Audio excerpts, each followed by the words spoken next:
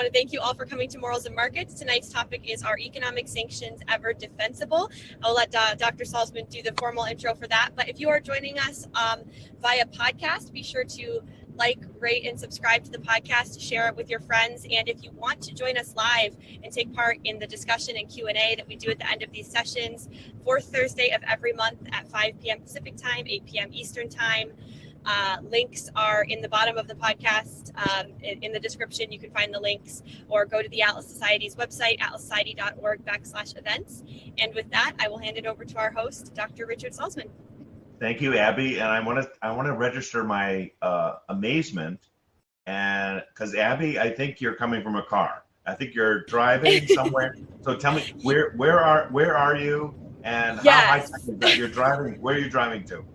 Yes, so my boyfriend is moving back to the great state of Michigan, so I am helping him road trip. Flew down last minute to help him bring all of his stuff back. So it's 2022. It's amazing. I've been able to work from the car every day, almost everywhere. So I use my phone as my hotspot, and off we go. I think it's great, and thank you for letting me in. Thank you for letting us invade your privacy there for a moment. Yeah. I just think, Abby, isn't it part of what Atlas Society is doing is it's very high tech, and it's very virtual, and it's kind of cool. It's like using every medium possible. I remember the first time you guys said to me, "Hey, you want to do Instagram videos?" And I said, "What's Instagram?" I didn't even know what it was. So you've taught me a lot. You guys have taught me a lot. I love this. Thanks, Abby. Of course. As I normally do, let me just read in. What's that? Oh no, I will mute, and it's off to you. As I normally do, let me just read into the record the little summary I gave when I invited people to this. And the other thing we're doing is we're trying to have me just limit myself to the first 25, 30 minutes. But the whole thing's 90 minutes. So it's really to open it up to others to discuss, debate, push back against me. But also the Atlas Society is using the first 30 minutes to create, little podcasts of stuff like that. So some of this is a little formalistic, but we'll open it up after this. Okay, here's how I wrote the summary of tonight's topic, with the title of which is, "Are Economic Sanctions Ever Defensible?" All right, here's my summary. Many nations recently have imposed economic sanctions on Russia. Is this proper? Is it effective? In her essay, The Roots of War, 1966, Ayn Rand said, quote, "The essence of capitalism's foreign policy is free trade. That is the abolition of trade barriers, of protective tariffs, of special privileges, the opening of the world's trade routes to free international exchange and competition among the private citizens of all countries dealing directly with one another," unquote. But we also know, if you know the history, we also know that she opposed U.S. trade with America's sworn enemies, mortal enemies, including the U.S.S.R, where she emigrated from. So in the session tonight, I wanted to really discuss if and when economic sanctions are justified, and what are their typical effects, for good or ill. And I'm going to suggest that, like protectionist measures, which are applied even during non-war, they often hurt the ones who impose the protectionist measures. That's the opening. That's my summary. Now, I just want to say, the first thing I don't know whether it's a confession or, I am an economist, and I do believe most economists are biased. I hope I'm not. I think most economists are biased toward free trade. So they almost never want to hear, normally, unless they're Keynesians who are protectionists, they really don't want to hear an argument for economic sanctions, which could be classified as a kind of protectionism for any reason. That's not actually my view, but I do lean in the direction of liberty. All right, so here's what I want to say, and I really do hope you will come back at me, because I think there are, I'm not going to tell you in advance, but I think there are weak parts of my argument. So see if you can find them and go at me. This is, in a way, this economic sanctions debate is part of, I have already done Atlas Society seminars or webinars on foreign policy. And so I want to leverage off that a bit. I've talked about an egoistic America first foreign policy. I've talked about applications to the recent conflict in Ukraine, Russia. So for those of you who may have missed that, go back and look at those. But I just want to lay out as context the principles I go by and how I apply them to economic sanctions. Okay, the first thing I've been saying is, and this may sound very black and white, but I'm a black and white guy. I'm an either or Aristotelian guy. A country has to define, first and foremost, its friends and foes, its friends and enemies. Now, you know, in your own personal life, you have friends and enemies, but it sounds very black and white, you know, because there are people in the middle, right? People who used to be your friends and then betrayed you, who used to be what you thought were antagonists who came to love you. So the first thing people most notice is this doesn't sound black and white. It sounds like a mixture of things, including gray. All right, the reason I bring that up is I've long been of the view, and I think it's actually the objectivist view, but that's not important, that a nation, just like a person, does have to identify the nature of the nations they're dealing with. Just like you have to, through your own self-interest, identify the essence and the nature of the people you're dealing with. Now, what does that mean? In international relations, it's often referred to as allies and enemies. Who is an ally? Do they agree with everything you believe? Is their constitution identical to yours? No, but that's true in personal relations as well, right? Your friends are not clones of you. They share values with you. All right, let's get to America. What is in America's self-interest? If I'm right about America, America's essence is liberty. America's essence is rights. America's essence is a constitutionally limited government devoted to the protection of individual rights. Now, does America always stand up for that ideal? No.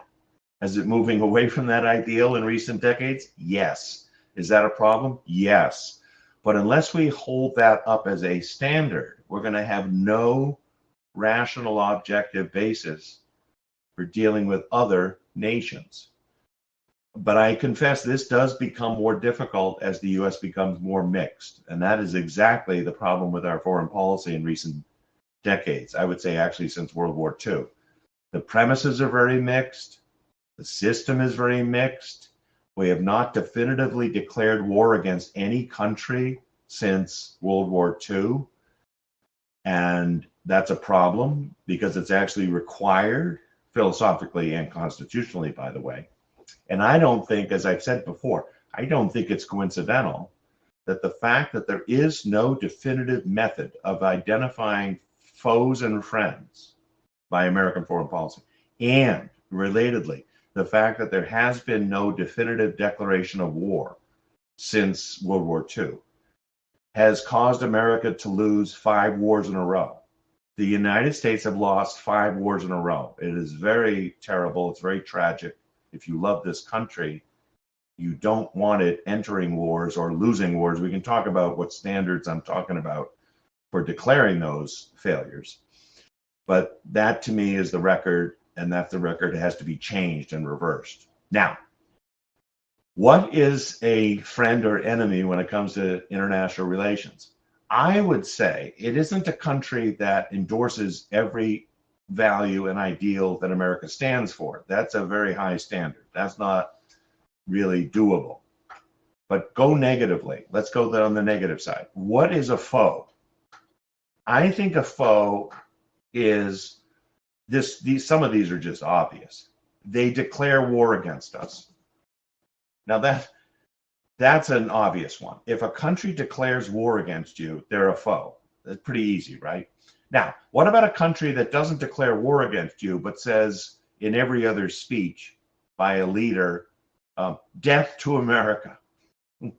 I think you know who I'm talking about. This would be Iran, or death to Israel, death to an ally. I think that's an enemy. I think that's the equivalent not of a direct murderer, but an attempted murder. Death to America means the existential end of America. That is a foe. Anyone who says that, especially an official, I don't mean some crazy person in the street.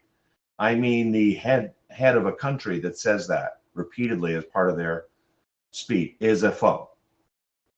Now, it should be obvious that if a country funds an attack on us, like they don't declare war, they don't say death to America, but they fund a group of 19 people who attack the Pentagon, the World Trade Center, and other things, that would be Saudi Arabia, if you know, from 2000. That's an enemy of the United States. So, I mean, those are just three examples. People always want examples. I'm trying to name principles and then examples where you could classify countries as enemies. Now, it's harder to, okay, allies are obvious. Allies, for example, during World War II. Britain. Was Britain an ally? Yes. Why? They share certain philosophic, political, legal principles with us. They're basically our parents. The Brits were our parents. The Brits made America possible by establishing colonies. Yes, we fought with them twice. Yes, we had the Revolutionary War. Yes, we had the War of 1812, but it is undeniable that by World War I and II, Britain was our ally. So if Britain was attacked, you can defend your friends legitimately at war. So the ally thing I think might be easier, so I'm not going to spend much time on that. But the idea of an ally, they're obviously not attacking you or betraying you. Then the only question is how much they support you, how much they ally with you.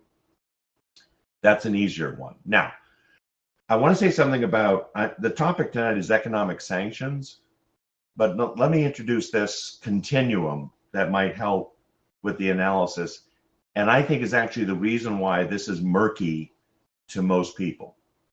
I think the continuum is cultural sanctions, diplomatic sanctions, economic sanctions, military sanctions. Now, military sanctions is actually a weird word because military really means bring out the guns and bring out the munitions and start killing the enemy. So, I'll refer to all of them as sanctions in the sense of punishments. Sanction means punishing. Now, what does cultural mean? Cultural would be something like, we're not going to participate in your Olympics, or we're not going to have cultural, we're not going to allow the Bolshoi ballet dance in New York or something. So you know what I mean by cultural. There can be cultural cutoffs where you're trying to punish another country culturally. That's, I think, like the bare minimum. That's like a small little slap on the wrist, if you will. But it's still a kind of punishment. And it's telling the other side, we consider you an enemy. So here's the punishment. You wouldn't do it to a friend, I don't think. But okay, now diplomatic. What is diplomatic? Diplomatic is like close the embassy. Diplomatic is very important because state departments in each country have embassies. They're very important, by the way, a legitimate function of government to have a state department that basically serves as a conduit to talk to other countries. And so embassies and diplomatic missions and things like that are very important. They're basically talking, and you can close embassies, but notice what that means. That is much more, I think, I'm going on a continuum. That is much more concretely a punishment to say, not just you can't have cultural exchanges with us, but we're going to close the embassy. We're literally not going to have an ongoing dialogue anymore between the governments. That's really serious. Now, economic. That's our topic for tonight. Economic. Economic would be, we're not going to let you trade with us anymore. Or we're going to punish Now, speaking from an American standpoint, say, we're not going to allow American citizens or American companies to buy stuff from you anymore. We're going to stop, we're going to criminalize, if necessary, that kind of interaction. And I hope you can see that. I think that is much more serious than both cultural and diplomatic sanctions. Economic sanctions are much more serious. Now we're talking about people's livelihoods, we're talking about people's material comfort. But it's plausible, isn't it? If you truly had an enemy, you would not want to buy their stuff during some kind of conflict where they would benefit by that. And the last one is military, which I won't get into because obviously once you say declare war, say this enemy is so bad that not only are we going to stop cultural exchanges and diplomatic and economic ones, we're going to start shooting them and killing them and invading them. That's pretty straightforward. Okay, here is the most controversial thing I think I will say tonight. That continuum, for most people, is a reason to say we don't have to identify friends and foes. We can have a murky middle, a murky gray middle, where they're not really allies, they're not really our friends, but they're not really our foes in the sense of wanting to existentially eliminate us. Therefore, let's apply this kind of continuum Salzman's been talking about, and and even progressively, at first cultural, then diplomatic, then economic, apply these sanctions. Notice that is exactly what's happening today with Russia. By the way, it also happened with Japan. I don't know if you know this. Before World War II, before Pearl Harbor, before Japan declaring war against us and literally attacking us, there were sanctions. There were economic sanctions against Japan. And many people think, and I do think, that you have to be careful about these things, because when you start closing down embassies and throwing out diplomats and imposing economic sanctions, I think these are early acts of war. And I'm not against war if it's launched for self-interested reasons. And so I don't want you to get the impression that I'm against any of these variations of conducting war, but they're basically variations of conducting war. And I'm very black and white about this. You have to declare war or not declare war, and you only declare war against definitively defined enemies. And that's not easy. That's not easy for a lot of people to do. I believe an enemy of the United States, as I said before, is one that either declares war against the United States or is on record saying we want the United States to go out of existence. So they're literally an existential threat. Or more easily, they've actually attacked us, like Pearl Harbor, like 9/11. But here's the hard part. Here's the weakest part of my argument. Anything short of that, there should be no sanctions. That's a really hard thing to say. Imagine a friend who has really started to sound like not your friend. They haven't fully betrayed you yet, but they're starting to act in a disloyal manner, or they're starting to treat your other friends badly. You have to notice, you have to make a judgment. At what point would you reprimand your friend? At what point would you say, you're not my friend anymore? At what point would you try to punish your friend by ostracism or some other method? We're not talking about physical force here, obviously. We're not talking about war. I'm just trying to use an analogy of by what standards would you judge your friends, and when they go off the rails, so to speak, and what would you do about it? So I only have about 5 minutes to go, so I want to sum up here. I'm saying that economic sanctions should only be, as all these sanctions, cultural, diplomatic, the whole continuum, should only be imposed on enemies, on foes, by the method I've defined, and not on anyone else. And there should be no sanctions about any country that is short of that. It's a controversial position. I understand. It's not even not a majority position. The position I'm giving is a minority view. I understand. Applying it to Russia. Let me apply it to Russia, Ukraine right now. Is Russia a country wholly in accordance with American principles of liberty and constitutionally limited government? Answer: no. They're not. But neither is Ukraine.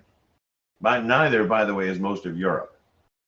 Okay, but the more important point is, and here's a very difficult thing for me to admit, America itself, sadly, last 20 years, is not abiding by the principle of liberty. So it makes this very difficult, meaning the U.S. is actually politically and philosophically converging with, getting close to the kind of authoritarianism we're seeing in Europe, in Russia, in China. I wish this weren't true, but it is. The U.S. was moving toward more liberal in the good sense, liberty-oriented direction in the 80s and 90s under Reagan and even Clinton. That has been reversed entirely over the last 20 years. So it makes this whole analysis much murkier because there's not as much of a gap. There's not as much of a difference, sad to say, between the United States and these other regimes. However, it's a fact. Russia, let's go by our yardstick. Has Russia declared war against the United States? No. Has Russia's leaders said existentially, death to America? No. Has Russia attacked our allies? Now, here's a murkier point. A lot of people will say that Ukraine is our ally. I don't think Russia has attacked an American ally. Ukraine is not an American ally. Sad to say, but it's not. It's not in NATO. That's an important issue. It's not in NATO. Why is it not in NATO? NATO has actually expanded over the last 20 years. It's added countries. Countries that showed that they were not corrupt and could handle their weapons.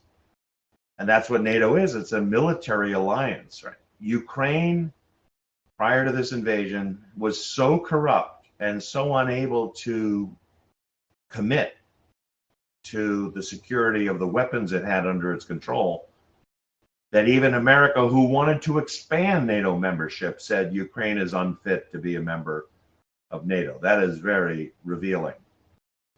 I only say it from the standpoint of it's not an ally of the United States. Now, under threat from Russia, of course Ukraine is eager to mooch and beg and cry and complain to the West that it wants Western support. Of course it does. But that doesn't mean it's a U.S. ally. So I would put it as this does not mean, I hope you realize, the logic of it would not mean this is defense of Russia, or it's an exoneration of Putin, or anyone who says this is a Putin stooge. None of that is true. The question is, what principles guide foreign policy? And I've laid them out. They do seem black and white. I do think they should be black and white. If we go by the gray of it, we're going to make mistakes. We're going to bumble into yet another world war. The U.S. has already done this twice for Europe, and they were both mistakes. And I worry that we're going to go into World War III, bumbling into a kind of humanitarian, quote unquote, I put this with air quotes. It's not humanitarian at all. It's against America's self-interest. And to sacrifice American fortune and lives and blood for basically a European civil war. There's a European civil war going on. And I say something like, Europe, three strikes, you're out. We've already tried this with World War I. We've already tried this with World War II. The results for America, the results were disastrous. It did not help America in either case. And I think World War III would be even worse. But both parties, I've said this before, both parties are moving us toward World War III. The Republicans and Democrats alike. And I believe if this happens, and it's against Russia and China, China and Russia have allied, this will be the end of the American experiment. It'll be over if we enter World War III. We're not capable of winning it. We're not morally prepared to win it. The U.S. itself is going through a civil war. Half the country hates America. I won't say which half it is. It's hard to tell sometimes. But the American culturally is going through a civil war. And it is in no position to be fighting a war between two European thugs, Ukraine and Russia. And but back to my original point. Economic sanctions sound like a narrow thing, but the U.S. has been pursuing this and doing this to the great harm of Americans, by the way. Just look at the price you pay at the pump. We rely heavily on Russian gas, natural gas and oil. And I don't believe any of that should be stopped at all. I'm not happy with what Russia did with Ukraine, but I understand it. But the answer is not to penalize Americans by preventing them from buying Russian stuff. We can talk all we want about, and there's a long historical literature on this. Economic sanctions don't work. If by work means change the regime or change the bad behavior, the studies are overwhelming. 90% of the cases, Cuba, Iran, Russia, they don't work in the sense of they do not accomplish what the sanctioners claim. In the more recent case, by the way, the sanctions were supposed to prevent Russia from invading Ukraine at all. That didn't happen. The sanctions were imposed and Russia invaded anyway. And then the sanctions were supposed to prevent Russia from being there very long. That's wrong. So I don't really want to focus much on the impracticality of sanctions. They're very impractical. The question is the morality of them. I think they're actually immoral if you impose them on a country that's not actually an enemy. So see, my moral point is you cannot impose sanctions on what amounts to a non-enemy. I'm saying non-enemy. I'm not saying really friend. I'm just saying non-enemy. That's against American self-interest. One last point I'll make, and then I'll stop. It's very interesting that countries that are most authoritarian, when you impose sanctions, they have the least effect. So there's a sliding scale, so to speak. If you take a country like Cuba, North Korea, or the Soviet Union and impose sanctions on them, it doesn't deter the dictators at all. They're undeterred. They don't care about the negative effects on their citizens. That's the whole point of an authoritarian regime. They don't care about their citizens. So sanctions in that case precisely targeted against countries that we're trying to make more liberal. They're least effective against precisely those kind of countries. And if you try to impose them on countries that are liberal, of course, that's just ridiculous. So that's another just practical aspect of this. This has always been true. It's true also of foreign aid, by the way. If you see a country of starving citizens starving because their leaders are so barbaric and dictatorial, guess where the aid goes? The minute you send the aid into those countries, it goes to the leaders. You're basically feeding the leaders who are tyrants. So it's never been a practical policy. The question is why people keep pushing this. I think the reason they push it is they see economic sanctions as a kind of gray area of like a halfway house of ways to deal with countries that they've neither designated friend or foe, and they don't know what to do. And that's true. If you ask Americans today, is Russia a friend or a foe of America? The polls are completely mixed. It is not 90% they are enemies. And that, I think, is why these economic sanctions are enacted, but they're still bad. All right, I'm going to stop there. So I would love comments, questions, pushback, criticism,